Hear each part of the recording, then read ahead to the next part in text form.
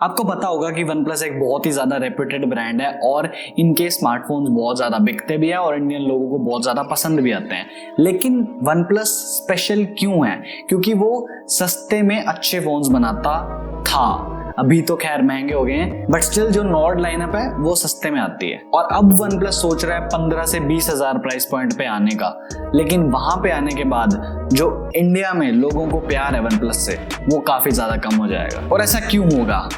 Let's find out. तो अगर आप थोड़ा सा भी टेक इंडस्ट्री में इंटरेस्ट रखते हो तो आपको अभी तक पता लग गया होगा कि OnePlus के 3-4 फोन बहुत ज्यादा टीज हो रहे हैं। OnePlus Nord Lite, OnePlus Aurora, OnePlus Clover और OnePlus Billy। ऑल दो स्पेसिफिकेशंस सभी लोग बता रहे हैं, लेकिन यहाँ पे मैं स्पेक्स के बारे में बिल्कुल भी बात नहीं करने वाला। हम यहाँ पे थोड़ी सी लॉजिकल बात करेंगे कि आखिर क्यों ये फोन OnePlus के लिए अच्छे नहीं है। पॉइंट नंबर 1, प्रोसेसर बहुत ही लो होगा, जैसे कि Snapdragon 690 जो कि नया Qualcomm का 5G चिपसेट है, या फिर Snapdragon 660 या 665, और कुछ लोग तो Snapdragon 460 भी बोल रहे हैं, और तब तो बिल्कुल ही काम खत्म हो जाएगा। तो अब मेरे को कैसे पता कि ये सारे प्रोसेसर्स आने वाले हैं? तो अब हम थोड़ा सा एनालिसिस वाली साइड में चलते हैं। सबसे पहली बात, एक नॉर्ड का मॉडल टीज हुआ है Geekbench पे जिसमें Snapdragon 690 है। अब Geekbench पे तो चलो हर कोई लिस्ट हो जाता है, इसको छोड़ो। अब बात करते हैं XDA वालों की तरफ से कुछ आया था, जो कि एक काफी तगड़ी इंफॉर्मेशन है, जिससे पता लगता है Snapdragon 690 को कंसीडर कर रहा है OnePlus। तो जो नया अपडेट आया है Oxygen OS का, उसकी सेटिंग्स ऐप को उन्होंने उसकी चीर-फाड़ कर दी। उस सेटिंग्स ऐप की कोडिंग के अंदर एक चीज दिख रही थी बार बार कि एक फंक्शन कॉल हो रहा था।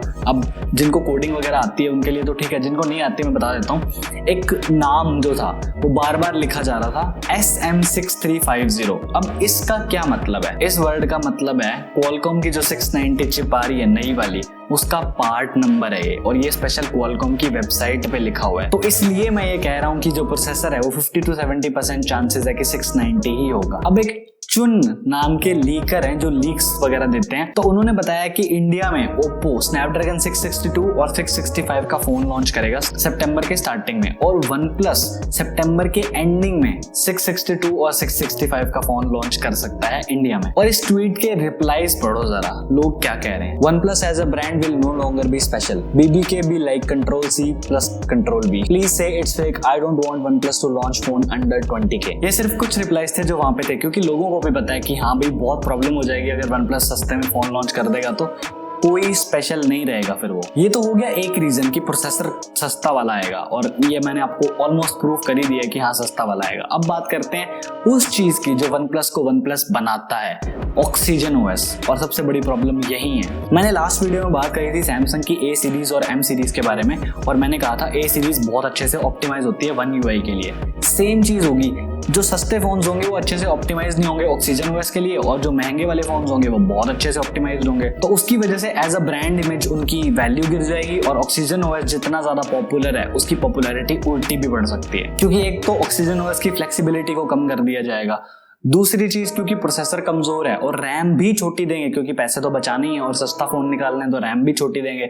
उसकी वजह से भी Oxygen OS अच्छे से ऑप्टिमाइज हो ही नहीं पाएगा। तो UI की जो ओवरऑल परफॉर्मेंस है वो गिर जाएगी। डिस्प्ले की ज्यादा चिंता करने वाली बात नहीं है, क्योंकि OnePlus ने थोड़े टाइम पहले बोला था आने वाले सारे फोन में हम 90 हर्ट्ज की डिस्प्ले देंगे। बट इसमें भी एक प्रॉब्लम है, उन्होंने OnePlus ब्रांड के लिए बोला है नॉर्ड ब्रांड वो अलग कर देंगे, मोस्ट प्रोबेबली वो नॉर्ड ब्रांड को अलग कर देंगे सस्ते में फोन्स लाने के लिए। तो उसके लिए नहीं बोला उन्होंने कि 90 हर्ट्ज देंगे, तो वो ऐसे बात पलट भी सकते हैं, इसलिए कुछ कह नहीं सकते, बट स्टिल मैं मान रहा हूँ कि एटलीस्ट वो 90 हर्ट्ज का पैनल ला के देंगे। अगला पॉइंट, बैटरी की चार्जिंग स्पीड्स पे बहुत कॉम्प्रोमाइज करा जाएगा। जो 30 वॉट की OnePlus स्टैंडर्ड है वो नहीं मिलेगी, 18 वॉट की मिलेगी। मुझे कैसे पता? आओ जरा बताते हैं। एक नया सर्टिफिकेशन मिला था OnePlus Nord Lite के लिए माई स्मार्ट प्राइस को।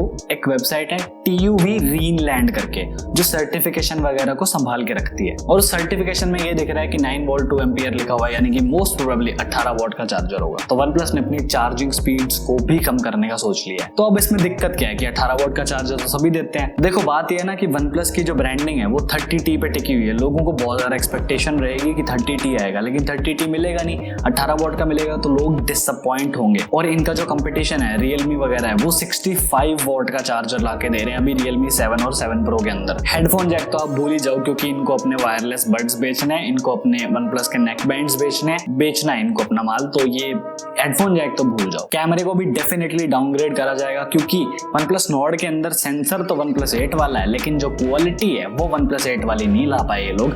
क्या लाए नहीं धक्के से, क्योंकि ऑब्वियसली पैसे बचाने इन्होंने। और सॉफ्टवेयर अपडेट्स के मामले में OnePlus Nord में सिर्फ 2 साल के सॉफ्टवेयर अपडेट्स मिलेंगे, जबकि बड़े वाले फोन में 3 के मिलते हैं, क्योंकि सॉफ्टवेयर को मैनेज करने में खर्चा लगता रहता है कंपनी का।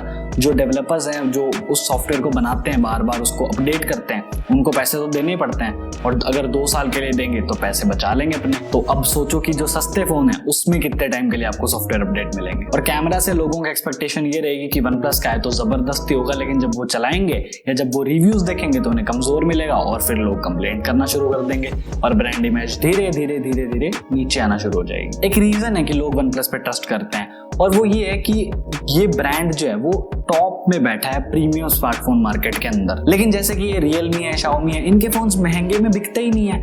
आप अगर 30,000 के आसपास देखोगे तो इनके फोन्स लेते ही नहीं लोग लेते हैं इनके फोन्स 10 से लेके 20,000 के बीच में। That's it. इससे ऊपर जब भी ये लोग जाते हैं फेल होते हैं, नहीं लेते इनके फोन, क्योंकि लोगों के अंदर माइंडसेट बना हुआ है कि अगर 10 से 20,000 के अंदर लेना है तो आपको MI और Realme दे देगा। इससे ऊपर अगर जाएंगे तो हम क्यों लगाए पैसे, हम या तो OnePlus पे लगाएंगे या Samsung पे लगाएंगे या Apple पे लगाएंगे। अब आप कहोगे कि Samsung भी तो है, Samsung भी तो सस्ते फोन निकालता है और महंगे फोन निकालता है। मैं आपको एक बात बता दूं, जब से इंडिया में स्मार्टफोन बूम आया है उससे पहले से Samsung सस्ते भी निकाल रहा है और महंगे भी निकाल रहा है। तो लोगों का माइंडसेट जब डेवलप हो रहा था ना स्मार्टफोन्स के लिए, तब तक Samsung आ चुका था और उसने धाक जमा रखी थी। तो लोगों को कोई प्रॉब्लम नहीं है Samsung से, क्योंकि Samsung अगर सस्ते भी निकालेगा तो भी कोई दिक्कत नहीं है, महंगे भी निकालेगा तो भी कोई दिक्कत नहीं है, क्योंकि वो शुरू से ऐसा करता आ रहा है। जबकि ये ब्रांड्स अब अगर शुरू करेंगे तो बिल्कुल प्रॉब्लम है। Realme को देख लो, महंगे फोन्स नहीं बिकते, Xiaomi के महंगे फोन्स नहीं बिकते, बाकी हर फोन की फ्लैश सेल आती है, जो महंगे वाले फोन्स है वो खुले बिकते रहते हैं। जो Mi 10 आया था अभी वो बिक रहा है, आराम से ले लो भले, कोई प्रॉब्लम नहीं, लेकिन कोई पैसे देने के लिए राजी नहीं है, क्योंकि आपने देख ही लिया कि Realme ने 50,000 का फोन निकाल के क्या ही उखाड़ लिया, जबकि बिकते तो सस्ते वाले ही है ना। कंपनी की ब्रांड वैल्यू गिरेगी, क्योंकि फोन सस्ते बनेंगे,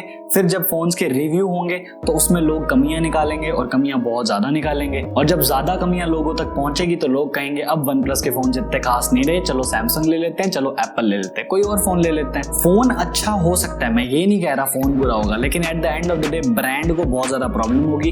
और फिर वही बात है कि आप भी इस चीज पे श्योर मत हो जाना कि हाँ सस्ता फोन होगा, OnePlus का होगा तो अच्छा ही होगा, क्योंकि Nord इतना बुरा नहीं है, लेकिन Nord इतना अच्छा भी नहीं है। लेकिन हमारे लिए तो एटलीस्ट कुछ % तक तो अच्छा हो ही जाएगा, मे बी, अगर ऐसा फोन निकाल देते हैं तो। लेकिन एक ब्रांड के लॉन्ग टर्म गेम के लिए चीजें खराब हो सकती हैं। और सबसे बड़ी बात, आप एप्पल नहीं हो जो फोन के डब्बे में से अगर चार्जर भी निकाल दोगे तो लोग कुछ नहीं बोलेंगे। I am Divanshu and I am only till the next one. Bye bye.